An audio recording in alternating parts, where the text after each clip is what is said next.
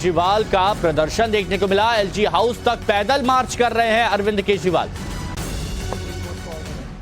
इस ऑर्डर में लिखा है, सुप्रीम कोर्ट ने 4 जुलाई 2018 को बोला था, lieutenant governor of Delhi has not been interested with any independent decision making power.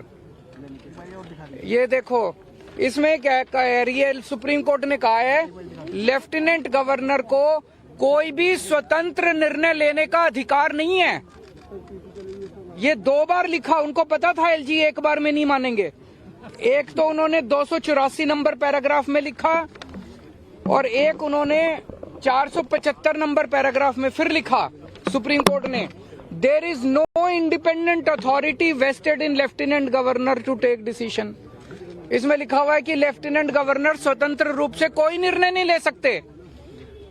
Supreme court कह रहा है कि लेफ्टिनेंट गवर्नर स्वतंत्र रूप से कोई निर्णय नहीं ले सकते। फिर लेफ्टिनेंट गवर्नर साहब फिनलैंड की शिक्षकों की ट्रेनिंग को रोकने वाले कौन होते हैं? वो क्यों रोक रहे हैं? वो कहते हैं मैं सुप्रीम कोर्ट को नहीं मानता। अगर कोई लेफ्टिनेंट गवर्नर या गवर्नर इस देश का ये कहेगा मैं सुप्रीम कोर्ट को नहीं मानता, तो फिर तो इस देश के अंदर ना जनतंत्र बचेगा, ना संविधान बचेगा, कुछ नहीं बचेगा। हमें बेहद दुख है कि आज हम सब लोगों को, दिल्ली के मुख्यमंत्री को, दिल्ली के सारे चुने हुए विधायकों को एलजी हाउस मार्च करके कोई बड़ी चीज के लिए नहीं जाना पड़ रहा है, मात्र इस चीज के लिए जाना पड़ रहा है कि एलजी साहब हमारे शिक्षकों को फिनलैंड ट्रेनिंग के लिए जाने दो, उनको मत रोको। अगर दिल्ली का चुनाव हुआ, दिल्ली के 2 करोड़ लोगों ने वोट डाल के अपने मुख्यमंत्री को चुना, 70 में से 62 सीट दी, वो मुख्यमंत्री अगर अपने शिक्षकों को फिनलैंड ट्रेनिंग नहीं भेज सकता तो फिर क्या फायदा है ऐसे चुनाव का और क्या फायदा है जनतंत्र का?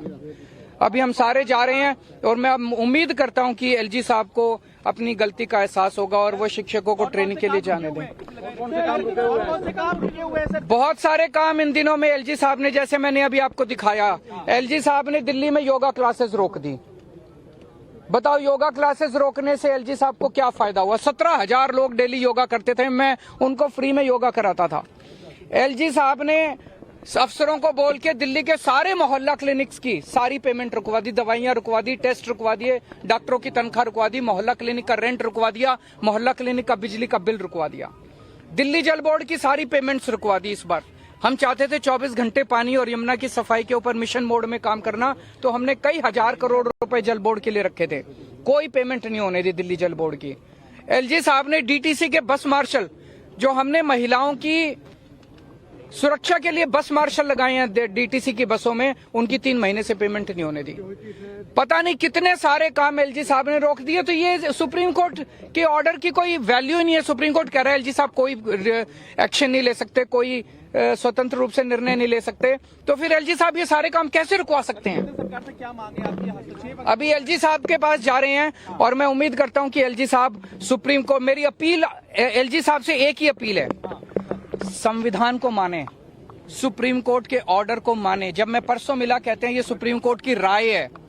मैं एलजी साहब से कहूंगा एक अच्छा एडवाइजर रखें जो संविधान समझता हो और जो पुलकित हमारे सहयोगी हमारे साथ जुड़े हुए। पुलकित, आप भी सुन रहे होंगे, अरविंद केजरीवाल कटाक्ष भी कर रहे हैं और साथ ही निशाना भी साध रहे हैं, लेकिन ये घेराव जो हो रहा है इसका कुछ असर होगा कि नहीं होगा?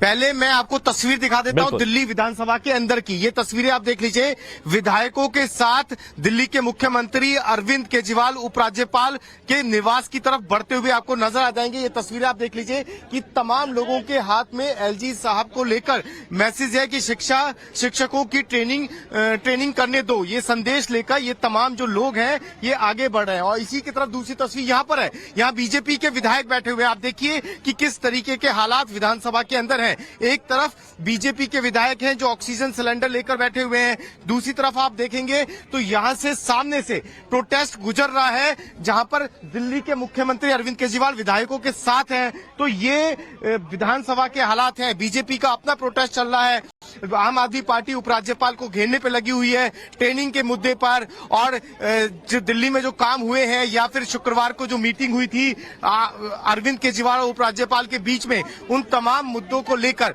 और आप ये देखेंगे मनीष सिसोदिया को आप यहाँ देखेंगे, यानी कि तमाम जो विधायक हैं वो नजर आएंगे। इसी के साथ अरविंद केजरीवाल को देखिए, अरविंद केजरीवाल आपको यहाँ नजर आ जाएंगे प्रोटेस्ट में जाते हुए धीरे धीरे, और सब विधायक उनके साथ में हैं। और शुक्रवार को भी अरविंद केजरीवाल की मीटिंग हुई थी, लेकिन कोई संदेश वहां से ऐसा नहीं निकल पाया जिससे साफ हो सके कि किस तरीके से दिल्ली के अंदर सरकार चलेगी, किस तरीके से दिल्ली के रुके हुए काम होंगे। ये आप तस्वीरें देख लीजिए, मनीष सिसोदिया तमाम विधायकों के साथ, और जो सारे जो विधायक हैं वो अब विधानसभा से निकल रहे हैं। आपको मैं दूसरी तरफ की तस्वीर दिखाऊंगा कि किस तरीके से ये सब लोग विधायक यहाँ से निकलते हुए आपको नजर आएंगे। ये आप तस्वीर देखिए कि किस तरीके से आप विधानसभा से बाहर निकलने की तैयारी है।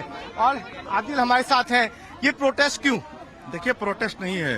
आज जिस तरीके से दिल्ली के एलजी तानाशाही पर उतरे हैं, न संविधान को मान रहे हैं, न सुप्रीम कोर्ट के आदेश को मान रहे हैं, और एलजी साहब लगातार ये कह रहे हैं कि हम किसी चीज को नहीं मानते। आप देखिए कि जो शिक्षक फिनलैंड ट्रेनिंग लेने जा रहे थे उनको रोक दिया एलजी साहब ने। नहीं, लेकिन मुलाकात हुई थी ना, फ्राइडे को मुलाकात हुई थी। मुलाकात के क्यों समाधान नहीं निकल? मुलाकात के बाद सीएम साहब ने प्रेस कॉन्फ्रेंस करके सबको बताया था कि उन्होंने क्या कहा। वो कहते हैं हम सुप्रीम कोर्ट के आदेश को नहीं मानते, वो कहते हैं कि हम संविधान को नहीं मानते, हम सुप्रीम हैं। तो ये तानाशाही है, तानाशाही तो नहीं चलेगी। ये प्रोटेस्ट सिर्फ विधानसभा से लेकर राज्यपाल के घर तक होगा, या फिर जिस तरीके की तस्वीरें पहले दिखी कि अरविंद केजरीवाल वहां जाके धरने पर बैठ गए, वो तस्वीर आज फिर से दिखाई देगी? इसकी रूपरेखा क्या होगी वो आपको पता चल जाएगा अभी। पर मैं ये कह रहा हूँ कि एलजी साहब को तानाशाही तुरंत बंद करनी चाहिए। एक चुनी हुई सरकार को, 3 बार के चुने हुए मुख्यमंत्री को काम करने देना चाहिए। छात्रों को पढ़ने का, छात्रों के भविष्य का सवाल है, दिल्ली के छात्रों का भविष्य का सवाल है, और मुझे लगता है कि एलजी साहब को अपनी तानाशाही तत्काल बंद करनी चाहिए। ये पहले देखिए विधानसभा का गेट, देखिए कि विधानसभा का वो गेट, आउट गेट, और यहाँ से ये अब आप घूमेंगे तो मुख्यमंत्री का पूरा जो काफिला है, जो तमाम विधायक हैं, वो यहाँ से आपको आगे की तरफ बढ़ते हुए नजर आ जाएंगे। ये तस्वीर है कि किस तरीके से अब उपराज्यपाल घर की तरफ आम आदमी पार्टी के जब तमाम जो विधायक हैं वो जाते हुए आपको नजर आएंगे। और ये साफ था कि किस तरीके से आज जो विधानसभा का सत्र है उसमें जो दिक्कतें हुई, और सुबह से जो हो रहा था उसको लेकर ये हो रहा था।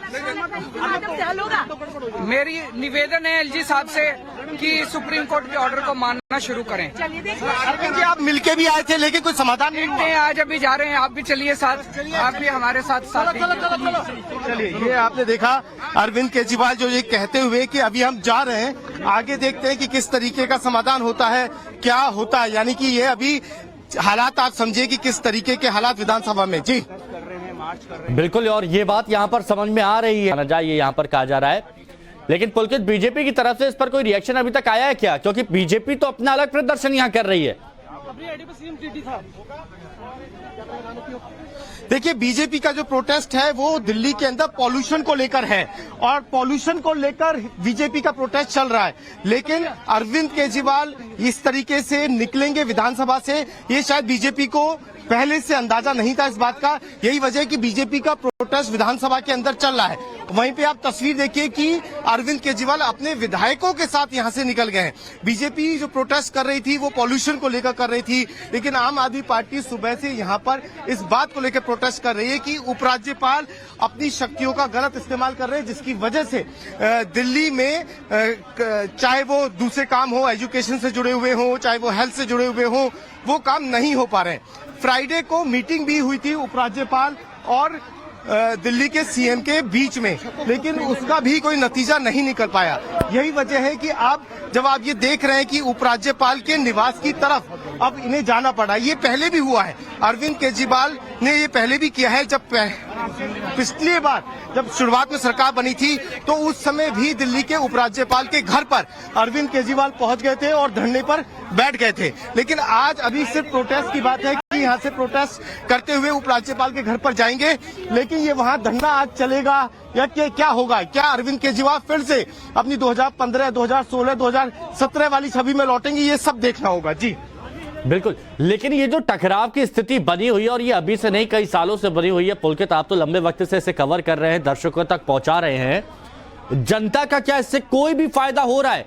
एक दूसरे पर निशाना साधा जाता है, लेकिन जनता से जुड़े मुद्दे वो तो अटके ही रहते हैं, वो तो पूरे हो ही नहीं रहे हैं। देखिए, अगर हम पिछले काफी लंबे वक्त की बात करें तो दिल्ली के अंदर यही हालात है, यानी कि दिल्ली के अंदर दोनों की अपनी शक्तियां हैं, चाहे वो उपराज्यपाल की हो, चाहे वो मुख्यमंत्री की हो, यानी कि चुनी हुई सरकार की हो, लेकिन दोनों की शक्तियां आपस में क्रैश हो रही हैं। ये मामला सुप्रीम कोर्ट में अभी भी इस पे सुनवाई हो रही है सर्विसेज को लेकर। दिल्ली सरकार आरोप लगाती है कि उपराज्यपाल अधिकारियों का गलत इस्तेमाल करते हैं। दिल्ली सरकार आरोप लगाती है कि अधिकारी दिल्ली सरकार की सुनते नहीं हैं। वहीं उपराज्यपाल ये आरोप लगाते हैं, या उनके पास से जो भी प्रेस रिलीज आती है वो ये संदेश देती हैं कि किस तरीके से सरकार उस तरीके से काम नहीं कर रही जिस तरीके से उसे करना चाहिए। तो यानी कि टकराव की जो स्थिति है उपराज्यपाल निवास और साथ ही दिल्ली सरकार के बीच में, ये एक लंबे वक्त से चली आ रही है। बीच में हमने ये देखा कि कुछ साल तक दिल्ली के अंदर वो टकराव बंद हुआ, लेकिन फिर से जब से नए उपराज्यपाल दिल्ली में पहुंचे हैं उसके बाद में ये टकराव और ज्यादा बढ़ा। आम आदमी पार्टी ये आरोप लगाती है कि बीजेपी ने सक्सेना जी को यहाँ भेजा है और उसके बाद से वो एक पॉलिटिकल पार्टी टाइप बिहेव करते हैं। वहीं उपराज्यपाल ये आरोप लगाते हैं कि आम आदमी पार्टी के जो लोग हैं, जो नेता हैं, जो मंत्री हैं, उन पर गंभीर आरोप हैं। तो इस तरीके की राजनीति हुई। लेकिन अगर हम समझे तो जो दिल्ली में काम होने चाहिए थे वो पिछले 3 से 4 महीने से होते हुए नजर नहीं आए।